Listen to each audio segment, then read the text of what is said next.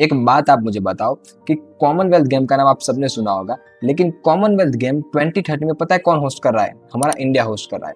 और अगर मैं आपको पिन पॉइंट लोकेशन दूं तो उसमें भी जो गुजरात स्टेट है और गुजरात में भी जो अहमदाबाद सिटी है वो होस्ट करने वाले हैं कॉमनवेल्थ गेम को। तो अगर इंडिया में इतना बड़ा इवेंट होस्ट होने वाला है तो इससे क्या हम कोई इन्वेस्टमेंट करके प्रॉफिट जनरेट कर सकते हैं और ऐसे कोई स्टॉक को फाइंड कर सकते हैं जो आने वाली है, जो कॉमनवेल्थ गेम आने वाला है उससे वो पर्टिकुलर सेक्टर को बूस्ट मिले और वहां से हम अपने रिटर्न को मल्टी बैकर बना सके। तो उससे रिलेटेड मुझे एक कंपनी पसंद आई। अगर आपको पूरी बात जाननी हो कि वो कौन सी कंपनी है और उसके फंडामेंटल्स अगर आपको जानने हो, उसके टेक्निकल्स आपको जानने हो, तो ये वीडियो पूरी ध्यान से समझ के देखना, क्योंकि यहाँ से आपको पता चल जाएगा कि 2030 तक ये वाला स्टॉक में भी मल्टी बैगर हो सकता है। तो चलिए शुरू करते हैं।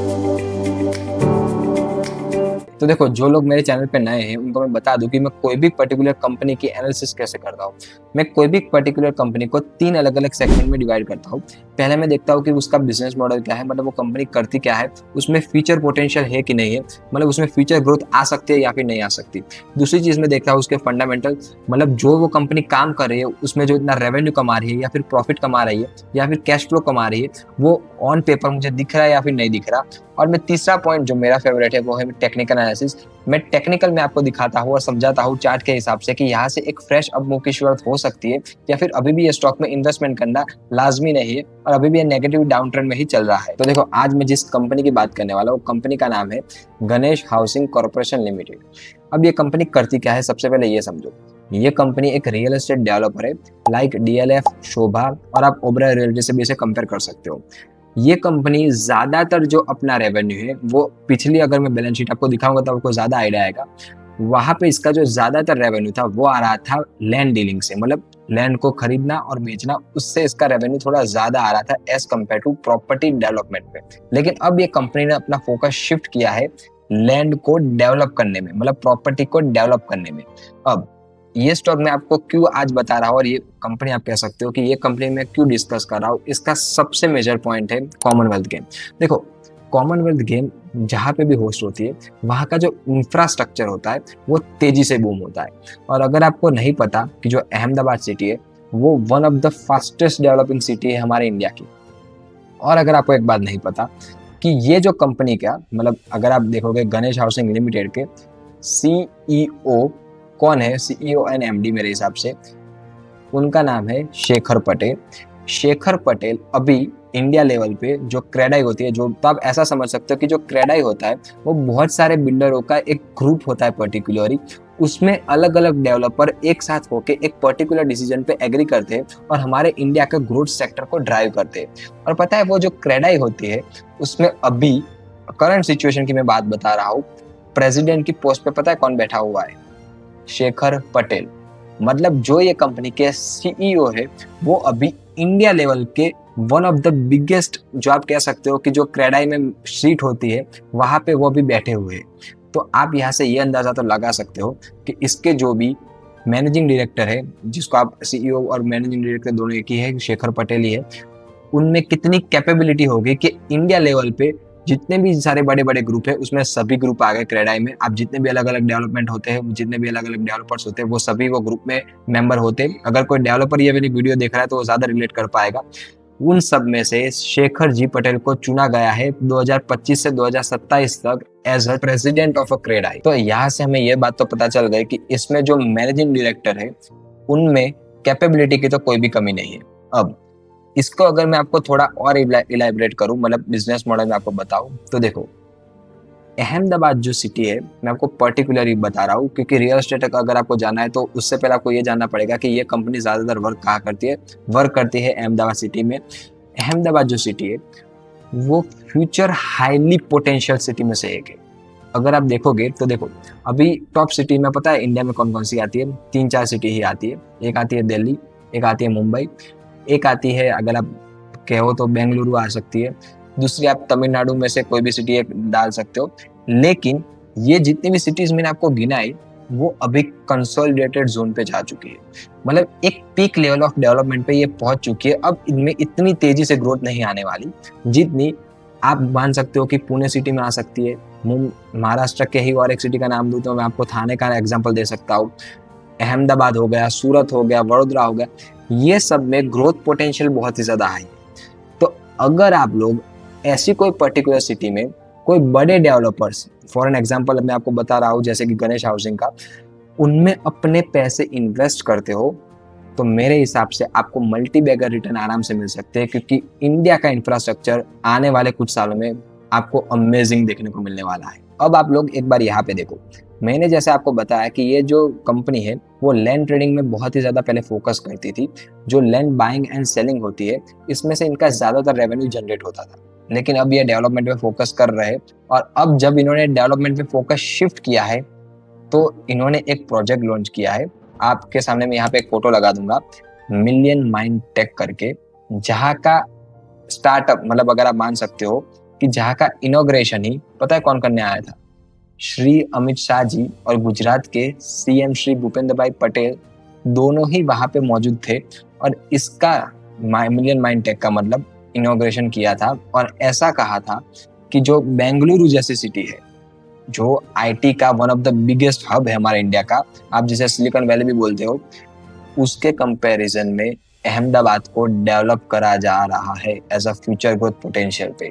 और उनमें से जो लीड कर रहा है कोई भी कंपनी, तो ये ही लीड कर रहे हैं, गणेश हाउसिंग ही लीड कर रहे हैं, क्योंकि उन्होंने इंफ्रास्ट्रक्चर जो SEZ होते हैं प्रोजेक्ट, उन्होंने अपना पैर जमाना शुरू कर दिया है। तो देखो, अगर आप लोग अब मुझसे ये पूछोगे कि इसका बिजनेस मॉडल का अगर मैं ओवरव्यू बताऊं, तो मेरे हिसाब से इसमें बिजनेस ग्रोथ पोटेंशियल तो सुपर डुपर ऊपर की तरफ खुला हुआ है, क्योंकि आने वाले कुछ सालों में अहमदाबाद और गुजरात का इंफ्रास्ट्रक्चर एकदम बूम होने वाला है, क्योंकि वहाँ पे मेट्रो भी आ रही है, वहाँ पे गिफ्ट सिटी भी बन रहा है, वहाँ पे जो ये मिलियन माइंड टेक सिटी बन रहा है, मतलब ये पूरा का पूरा प्रोजेक्ट बहुत ही बड़ा है। आप एक बार सर्च करना, मैं ऐसा होगा तो आपके सामने यहाँ पे क्लिप लगा दूंगा, आप देख लेना। इतना ज्यादा बड़ा ये प्रोजेक्ट है कि वहां पे ही आप रह सकते हो, वहां से आपको वॉकिंग डिस्टेंस पे ही अपने कमर्शियल बिल्डिंग मिल जाएगी जहाँ पे आप जॉब कर पाओगे, वहां से ही आपको वॉकिंग डिस्टेंस में हॉस्पिटल मिल जाएगी, स्कूल मिल जाएगी। एक वन टाइप ऑफ सिटी ये इन द सिटी डेवलप कर रहे हैं ये वाला ग्रुप। तो मेरे हिसाब से इसका जो बिजनेस पोटेंशियल है वो तो वेरी मच हाई है, और मैं इसको ग्रीन सिग्नल देता हूँ। तो अब हम आ चुके हैं सेकंड मोस्ट इंपोर्टेंट पार्ट पे, फंडामेंटल एनालिसिस पे। अब आप एक बार यहाँ पे देखो, ये स्टॉक का जो प्राइस अभी चल रहा है वो तकरीबन चल रहा है 772 रुपीज के आसपास। ओके, यहाँ पे सबसे पहले मैं आपको इसका लॉन्ग टर्म चार्ट दिखाता हूँ कि कहाँ से इसने शुरुआत की थी और कहाँ तक इसका हाई गया था। यहाँ पे आप देखो, ये जो स्टॉक है वो लिस्ट हुआ था, मतलब ये कंपनी जब लिस्ट हुई थी तब तकरीबन साल था 2007 के आसपास। बाद में इसने, आप मान सकते हो कि कुछ भी रिटर्न नहीं दिए, कब तक, 2021 तक। लेकिन जब 2021 खत्म हुआ, या फिर आप कह सकते हो कि मिड ऑफ द 2021, ये स्टॉक ने एक फ्रेश अप मूव की शुरुआत की थी, और वो बड़ा मूव इतना भयानक था, अगर आपने यहाँ कहीं पे इन्वेस्ट किया होता, ये स्टॉक आपको मिल गया होता, तो यहाँ पे आप देख सकते हो कि ये स्टॉक के प्राइस कितने थे, 200 रुपीज के आसपास, और इसने जो अपना ऑल टाइम हाई मारा था वो मारा था तकरीबन 1300 रुपए के आसपास।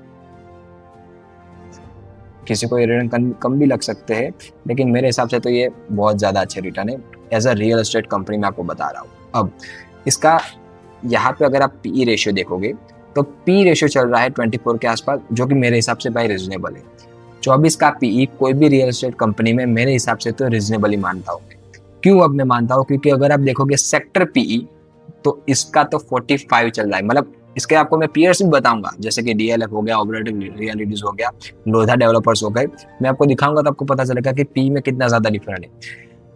पीबी रेशियो भी इसका कम है, या फिर आप मान सकते हो कि एवरेज ही है, 3 के आसपास है। सेक्टर पीबी 3 के आसपास ही है। डिविडेंड ये कंपनी ना के बराबर ही देती है, क्योंकि एक ग्रोथ कंपनी है, और रियल एस्टेट कंपनी जो भी होती है वो डिविडेंड पे इतना ज्यादा फोकस नहीं करती। हाँ, वो बात अलग है कि आप कोई भी डिविडेंड स्पेसिफिक कंपनी पे ही इन्वेस्ट करना चाहते हो तो आप कर सकते हो, आपकी चॉइस है। लेकिन अगर आप मुझसे पूछोगे तो मैं ग्रोथ कंपनी में ज्यादा प्रीफर करता हूँ अपने पैसे डालना एज कम्पेयर टू डिविडेंड वाली कंपनी में। अब यहाँ पे आप देखो, इसके जो कॉम्पिटिटर है या फिर आप पीयर्स बोलो, कौन कौन है, जैसा कि मैंने आपको बताया था कि डीएलएफ, इसका पी कितना चल रहा है, 37 के आसपास। लोधा डेवलपर्स का पी चल रहा है तकरीबन 35 के आसपास। द फियोनिक्स मिल का पीई चल रहा है तकरीबन 56 के आसपास। प्रेस्टीज इस्टेट का चल रहा है तकरीबन 57 के आसपास, और ओवरऑल रियल्टी का चल रहा है 26 के आसपास। इसका कितना था, 24 ही। मतलब सबसे ज्यादा अगर कोई भी वैल्यूएशन वाइज अट्रैक्टिव लगती है कंपनी रियल एस्टेट में, तो वो यही कंपनी है अगर आप पी रेशियो देखोगे तो। अब मैं आपको दिखाता हूँ इसकी बैलेंस शीट और इनकम। यहाँ पे आप देखो, इसको मैं कर रहा हूँ एनुअलाइज पे। अगर आप यहाँ पे देखोगे तो दोनों पे ही ग्रीन चेक मार्क क्लियर है। इसका मतलब क्या है, देखो लास्ट 5 साल में ये कंपनी ने ईयर ऑन ईयर ग्रोथ है वो 24% की दी है, और वर्सेस जो इंडस्ट्री की ग्रोथ आई वो सिर्फ 20% ही आई है। मतलब 4% से ये आउट परफॉर्म कर रहा है ये कंपनी। और अगर आप एक चीज देखोगे तो लास्ट 5 ईयर में मार्केट शेयर जो है वो ये कंपनी का इंक्रीज हुआ है एज कम्पेयर टू, अगर आप दूसरी कोई भी कंपनी के साथ कंपेयर करोगे, जैसे कि डीएलएफ हो गया या फिर लोधा डेवलपर्स हो गया वो। अब इसका जो रेवेन्यू है वो आप एक बार चेकआउट करो। इसको मैं ऐसा हो तो थोड़ा पीछे लेके जाता हूँ तो आपको ज़्यादा क्लियर हो। 2021 में इसका रेवेन्यू था 180 के आसपास, ये सब सीआर में टर्म है तो आप अपने हिसाब से कैलकुलेट कर लेना। 22 में हो गया तकरीबन डबल से भी ज़्यादा, अगर मैं आपको सच बताऊँ तो 22 से 23 में इसका रेवेन्यू हो गया वापस से डबल। चलो बहुत बढ़िया बात है। 23 से 24 में इसका जो रेवेन्यू वापस से अच्छे खासे डबल तो नहीं हुआ, लेकिन अच्छे खासे पोटेंशियल से इंक्रीज हुआ है।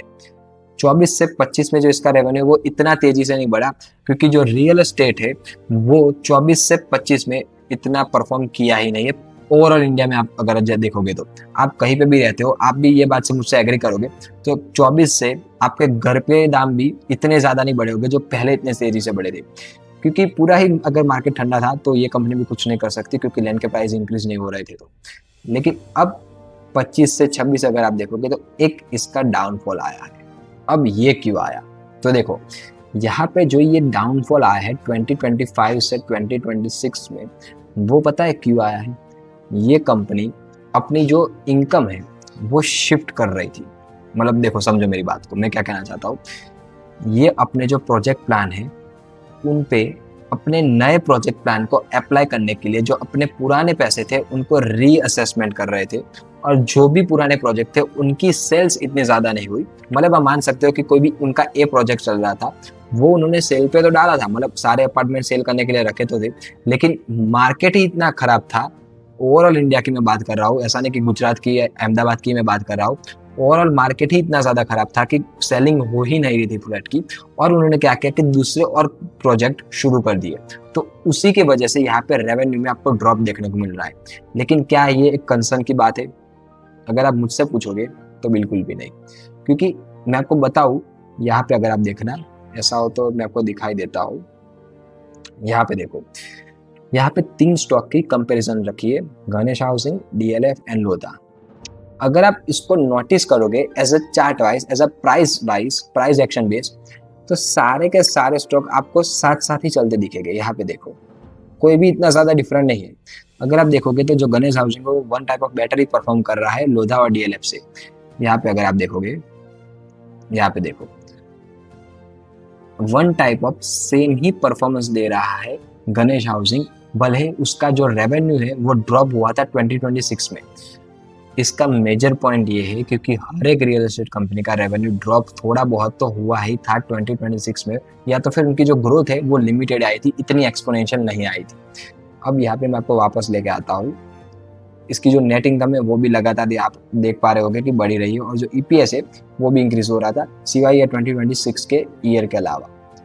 अब बारी आती है बैलेंस शीट की। देखो रियल एस्टेट कंपनी है, जैसा कि मैंने आपको बताया कि लैंड इनके पास दबा के पड़ी हुई है। जमींदार की कंपनी, वैसे भी पटेल लोग के पास जमीन तो बहुत ज्यादा ही होती है, ये आपको पता ही होगा।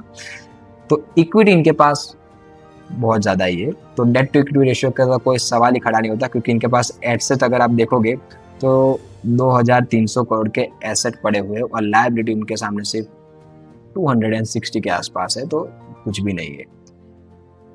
कैश फ्लो की अगर मैं बात करूं, रियल एस्टेट कंपनी है तो इनका फ्री कैश फ्लो भी अच्छा खासा ही होगा, और यहाँ पे है भी सही। अगर आप देखोगे तो पहले इसका जो कैश फ्लो था वो 129 बाद में अचानक से ड्रॉप हो गया था, क्योंकि वापस एक कैपिटल एलोकेशन करी होगी, प्रोजेक्ट लॉन्च किए होंगे नए नए, वापस से 2023 में कम था, 2024 में सेलिंग आई होगी ज़्यादा तो बढ़ गया, 2025 में थोड़ी सेलिंग कम हुई होगी तो थोड़ा 2024 से कम था। तो ये रियल एस्टेट कंपनी में चलता रहता है, अगर आप डेवलपर हो तो आप समझ पाओगे। अब बारी आती है, यहाँ पे आप एक बार ऐसा होता है, यहाँ पे कंपेयर कर सकते हो कि डिविडेंड किसका ज्यादा है, पीबी किसका कम है और पी किसका कम है। सबसे ज्यादा कम आपको, जैसा कि मैंने बताया, कि गणेश हाउसिंग का ही दिखेगा, सबका ज्यादा ही है अगर आप यहाँ पे नोटिस कर पा रहे हो तो। अब बारी आती है सबसे मेन बात की। यहाँ पे ये पर्टिकुलर स्टॉक पे FIIs और DIIs और रिटेलर्स और म्यूचुअल फंड वाले और प्रमोटर्स ये अपनी होल्डिंग को कैसे मैनेज कर रहे हैं। अब आप लोग यहाँ पे देखो, जो फॉरेन इंस्टीट्यूट इन्वेस्टर है, मतलब जो FIIs है, वो अपनी होल्डिंग को लगातार इंक्रीज करते जा रहे हैं। यहाँ से तो ड्रॉप हुई है, नो डाउट, आप देख सकते हो कि पहले थी 0.95 के आसपास, बाद में एक सडन ड्रॉप आया था, लेकिन वापस से इन्होंने अट्रैक्ट हुए हो ये कंपनी के बारे में। अब ये ड्रॉप क्यों आई थी, क्योंकि आप जानते हो कि जो FIIs है वो इंडिया से अपना ज़्यादातर पैसा शिफ्ट कर रहे हैं बाहर के देशों में, तो ये ड्रॉप तो मतलब बनती है, कोई इसमें बड़ी बात नहीं है, लेकिन वापस से एक यू टर्न इसमें आपको देखने को मिल रहा है, जो कि एक पॉजिटिव बात है। अगर आप इसको प्रमोटर पे देखोगे तो इसके प्रमोटर अपनी होल्डिंग को 0.1% भी बेच नहीं रहे, जो कि एक बहुत ही बड़ी बात है। और तकरीबन इनकी जो होल्डिंग है वो 70% से प्लस है, जिसको मैं एकदम ग्रीन मार्क देता हूँ। पता है क्यों? अगर प्रमोटर्स की होल्डिंग कम होती ना, तो ये स्टॉक को कोई भी मैनिपुलेट कर देता। आप और हम लोग आराम से इसको मैनिपुलेट कर सकते हैं, और अगर आप और हम नहीं कर पाते तो बिग HNI प्लेयर तो पक्का स्टॉक मैनिपुलेट कर लेते। तो प्रमोटर्स की होल्डिंग 60% से ज्यादा होनी ही चाहिए कोई भी अगर आप स्टॉक बाय करते हो, वो बात खास चेक करना। यहाँ पे तो 75 तो नहीं है, मतलब 73% के आसपास है। 70% से ज्यादा अगर किसी भी कंपनी में प्रमोटर्स की होल्डिंग होती है तो मेरे लिए तो यार वो स्टॉक क्या ही बताऊं, अमृत जैसा होता है। अब बारी आती है म्यूचुअल फंड वाले क्या कर रहे हैं। म्यूचुअल फंड वाले ये स्टॉक में अपना पैसा डाल भी रहे और नहीं भी डाल रहे, बहुत ज़्यादा कम डाल रहे हैं अगर मैं आपको बताऊँ तो। बाद में यहाँ पे 0 भी कर दी है अपनी होल्डिंग, तो ठीक है। अब बारी आती है DIIs की। DIIs भी यहाँ पे अपना पैसा वापस से इन्वेस्ट करना शुरू कर चुके हैं। यहाँ पे अगर आप देखोगे तो एक वापस से आपको यू टर्न दिख रहा होगा, ओके। और अब बारी आती है रिटेलर्स की। रिटेलर्स अपने होल्डिंग पे स्टेबल खड़े हुए हैं, और उसमें भी अगर आप ध्यान से नोटिस करोगे तो रिटेलर्स की जो होल्डिंग है वो तो सिर्फ 5% के आसपास है। और जो अदर्स पार्टी है, मतलब जो बड़े लोग हो गए रिटेलर्स में भी, जो बिग HNI प्लेयर है, उनकी होल्डिंग 20% के आसपास है। तो हमारे और आपके जैसे लोग के पास सिर्फ 5% की होल्डिंग है, तो इससे ये स्टॉक में मैनिपुलेशन बहुत ज़्यादा कम हो जाता है। तो अब अगर आप मुझसे ये पूछोगे कि फंडामेंटल वाइज मुझे ये कंपनी कैसी लगती है, तो मैं कहूँगा आपको बेस्ट। अब देखो, इसका पी कम है, इसका पीबी भी कम है, इसकी बैलेंस शीट मुझे बहुत अच्छी लगी, इसका जो इनकम स्टेटमेंट है, हाँ एक ईयर में इसका ड्रॉप आया है, वो आप नेगेटिव वाइज लेना चाहो तो ले सकते हो, लेकिन जैसा कि मैंने आपको बताया कि ये एक कंपनी में ही ऐसी प्रॉब्लम नहीं थी, ओवरऑल सेक्टर ही ऐसा था पूरे इंडिया का कि तब कोई भी सेलर, मतलब कोई नई बिल्डिंग बन रही थी तो उसमें कोई लेने के लिए कोई न्यू क्लाइंट आ ही नहीं रहे थे। तो अब हम आ चुके हैं टेक्निकल एनालिसिस के पार्ट पे, जो कि मेरा पर्सनली फेवरेट है। जैसा कि मैंने आपको बताया था, मैंने यहाँ पे गणेश हाउसिंग का चार्ट ओपन करके रखा हुआ है, 1 डे का टाइम फ्रेम यहाँ पे सिलेक्ट किया हुआ है। अगर आप यहाँ पे नोटिस करोगे तो ये स्टॉक ने एक वी शेप की रिकवरी दिखाई हुई है। ये स्टॉक एकदम से नीचे गिरा था जब इसने ये वाला इंपॉर्टेंट सपोर्ट जोन तोड़ा था। बाद में यहाँ से अगर आप देखोगे तो एकदम से ऑर्डर ब्लॉक आया है, मतलब आप ऐसा मान सकते हैं कि सप्लाई जोन बना है, कि यहाँ से एकदम रिवर्सल आया है और एक वी शेप की रिकवरी दिलाई है। अब यहाँ पे आप जो ये रेड लाइन देख रहे हो, जो कि थोड़ी मोटी आपको दिख रही होगी, वो है हमारी 200 EMA। ब्लैक लाइन जो आप देख पा रहे हो वो है हमारी 20 EMA। जो ये आपको रेड लाइन देख रहे हो जो कि थोड़ी पतली है, वो है हमारी 7 EMA। अब यहाँ पे अगर आप एक चीज नोटिस कर पाओगे, जो ये स्टॉक है वो अभी अपने मोस्ट इम्पोर्टेंट लेवल के आसपास ट्रेड कर रहा है। यहाँ पे 200 EMA भी खड़ी हुई है, 7 EMA भी खड़ी हुई है। हमारा जो सप्लाई जोन है, जो कि one of the biggest important level है, क्योंकि यहाँ से ही जब इसने तोड़ा था ये लेवल को तो एक अच्छा खासा करेक्शन दिखाया था, वहाँ पे आके खड़ा हुआ है। और जो ब्लैक लाइन है जो कि है 20 EMA, वो भी यहाँ के आसपास ही कहीं ट्रेड कर रही है। तो आप ऐसा मान सकते हो कि ये एक गोल्डन जोन है। ये स्टॉक का गोल्डन जोन ये वाला पॉइंट बन चुका है अभी। अब यहाँ से दो ही चीज़ हो सकती है, या तो ये जो गोल्डन जोन है इसको वापस से तोड़े, वापस से 200 EMA के नीचे जाए ये स्टॉक, और वापस से जो अपना पुराना लेवल था 500 के आसपास वहाँ पे ये हिट करे।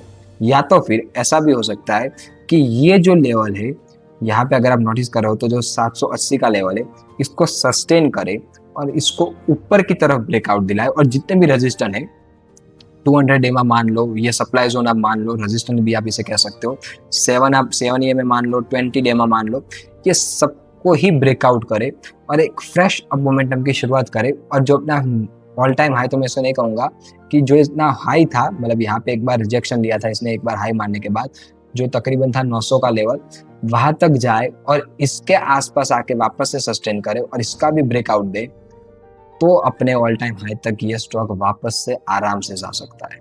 तो अब आप लोगों को क्या करना है, देखो, अगर आप ये पर्टिकुलर स्टॉक में इन्वेस्टमेंट करना चाहते हो तो अभी थोड़े दिन रुक जाओ, इसको सबसे पहले नोटिस करो कि ये स्टॉक हरकत क्या कर रहा है, अपने ये जो जोन है उसको सस्टेन करके ऊपर की तरफ ब्रेकआउट दे रहा है या फिर वापस से नीचे की तरफ ब्रेकडाउन आना शुरू कर रहा है। अगर यहाँ से ये वाला लेवल टूटता है, जो कि आप मान के चलो राउंड फिगर ही 700 का लेवल, तो इसमें लॉन्ग पोजीशन अभी बनाना ही मत। लेकिन अगर इसमें 800 का लेवल ऊपर की तरफ क्लोजिंग आती है 800 के ऊपर और 1-2 दिन ट्रेड करता है 800 लेवल के ऊपर, तो आप इसमें एक फ्रेश अप मूव की शुरुआत देख सकते हो और अपना जो पैसा है वो लॉन्ग टर्म के लिए ये पर्टिकुलर स्टॉक में आपकी अगर इच्छा हो तो डाल सकते हो। तो हम लोगों ने तीनों की 3 चीज़ अब कवर कर ली है कि बिजनेस मॉडल क्या है ये कंपनी का, फंडामेंटल कैसे है और टेक्निकल कैसे है। अगर आप ये 3 चीज़ को मैं अब समराइज करूँ आपके लिए, तो बिजनेस मॉडल पर्सनली मुझे बहुत अच्छा लगा और एकदम स्ट्रॉन्ग है, क्योंकि आने वाले सालों में अहमदाबाद सिटी बहुत ही ज़्यादा डेवलप होने वाली है। ये सिटी आप मान के चलो कि आराम से 2040 तक तो दिल्ली और मुंबई को आराम से टक्कर देगी। बेंगलुरु का तो कंपटीशन ही छोड़ दो, दिल्ली और मुंबई से डायरेक्ट कंपटीशन 1 to 1 करने वाली। तो उसकी वजह से जो रियल एस्टेट कंपनी होगी उनको तो बहुत ज़्यादा फायदा होने वाला है, और रियल एस्टेट कंपनी में अहमदाबाद में ये one of the biggest developer में से एक है। नेक्स्ट अगर मैं बात करूँ फंडामेंटल एनालिसिस की, तो इसके सारे पर्सपेक्टिव मुझे अच्छे लगे, सिवाय एक के कि 2025 से 2026 में इसने एक डिग्रोथ शो करी हुई है। वो अब आप पे मैं छोड़ता हूँ कि आप क्या करोगे, लेकिन अगर आप मुझसे पूछोगे तो मैं इतना इस पे आइडिया नहीं दूंगा, क्योंकि मुझे ऐसा लगता है कि पूरा का पूरा जो साल था 2 साल, तब रियल एस्टेट मार्केट इतना चला ही नहीं था, तो उसमें ये कंपनी की कोई गलती नहीं है। पूरा का पूरा सेक्टर ही ऐसा था, क्योंकि अगर आप डीएलएफ देखोगे, लोडा डेवलपर्स देखोगे, तो वो सबके चार्ट भी वन टाइप ऑफ इतने पे ही करेक्शन आके आसपास ही ट्रेड कर रहे हैं। अगर मैं बात करूँ टेक्निकल पॉइंट ऑफ व्यू की, तो यहाँ पे जैसा कि मैंने आपको बताया कि गोल्डन पॉइंट पे आके खड़ा हुआ है ये प्राइस, यहाँ से अगर ऊपर की तरफ ब्रेकआउट आता है तो एक वन वे रैली की भी शुरुआत हो सकती है ऊपर की तरफ, और ये स्टॉक अपना ऑल टाइम हाई भी आराम से निकाल सकता है। बाकी आप लोग भी अपनी एनालिसिस करने के बाद ही ये स्टॉक में इन्वेस्ट करना। मेरे से कोई भी ऐसा टेक्निकल पॉइंट या फिर फंडामेंटल पॉइंट या फिर बिजनेस पॉइंट भी शायद छूट गया हो, तो एक बार अपनी रिसर्च खुद कर लेना अपने पैसे डालने से पहले। बाकी अगर आप लोगों को इस वीडियो में मजा आया हो तो मुझे लाइक एंड सब्सक्राइब करते हुए जाना, और ये वीडियो को अपने दोस्तों के साथ भी शेयर करते हुए जाना, क्योंकि वो भी जान पाए ऐसी कंपनी के बारे में और वो भी अपने पैसे को 2 से 3 गुना कर पाए आने वाले फ्यूचर में। बाकी stay happy and stay connected.